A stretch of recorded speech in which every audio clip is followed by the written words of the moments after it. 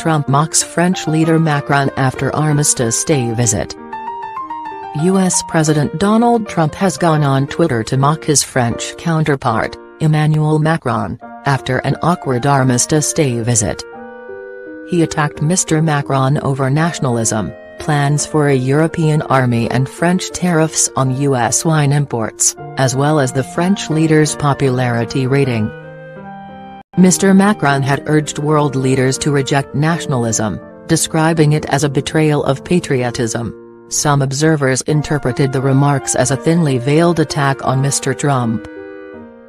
By saying our interests first and never mind the others, you stamp out the most precious thing a nation has, its moral values, Mr. Macron said, in a speech to mark the 100th anniversary of the armistice which ended World War I.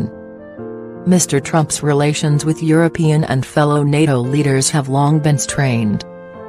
German Chancellor Angela Merkel came to Mr. Macron's defense on Tuesday, echoing his call for a real European army. What's eating Trump? By Hugh Schofield, BBC News, Paris. As the French might well ask, quelle mouche a piqué Donald Trump? What fly has bitten the US president? Why is he suddenly on an anti-France tirade? The answer, presumably, is that he resents being the butt of Emmanuel Macron's speechifying. The French leader went on one of his rhetorical flights at Sunday's armistice ceremony, and his main target, aka POTUS, was sitting right in front of him. Macron sought in his address to draw a distinction between patriotism, good, and nationalism, bad. Patriotism was what inspired the self-sacrifice of the First World War. Nationalism, he implied, is what inspires Donald Trump. Trump disputes this as a false dichotomy. He thinks nationalism and patriotism are essentially the same, and in his tweet he turns the tables on Macron by saying that the French as a people are actually nationalist, and should be proud of it. Words mean what we choose them to mean. Patriotism is for Macron a good word because in his mind patriots fight for values, not for my country right or wrong. Trump, presumably, thinks that is pious hogwash. What exactly did Macron and Trump say about nationalism? Speaking at the Arc de Triomphe in Paris on 11 November, Mr. Macron called on fellow leaders to fight for peace, saying, "Ruining this hope with a fascination for withdrawal, violence or domination would be a mistake for which future generations would rightly find us responsible." He called nationalism a betrayal of patriotism. Far from frowning on nationalism, the U.S. president appeared on Tuesday to hold France up as an example for nationalists to emulate.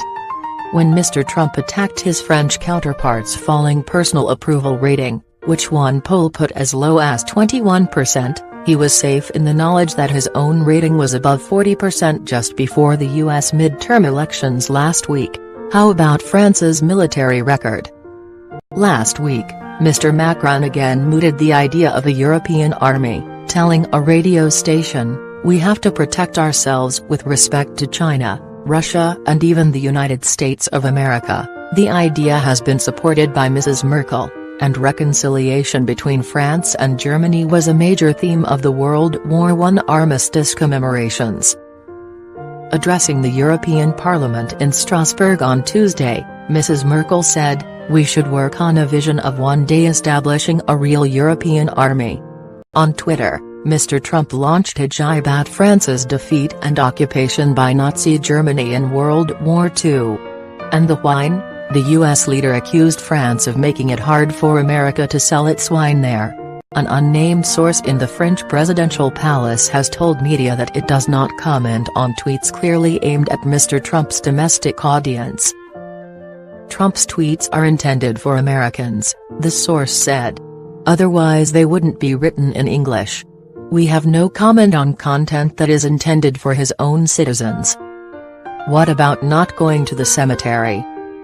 Mr. Trump has been widely criticized on Twitter for failing to visit a U.S. war cemetery at Boulogne near Paris on Saturday because of rain. One British MP, Sir Nicholas Soames, who is the grandson of wartime leader Sir Winston Churchill, said he was unfit to be president. On Tuesday, The president tweeted his reasons and pointed out that he had attended Sunday's events despite the rain and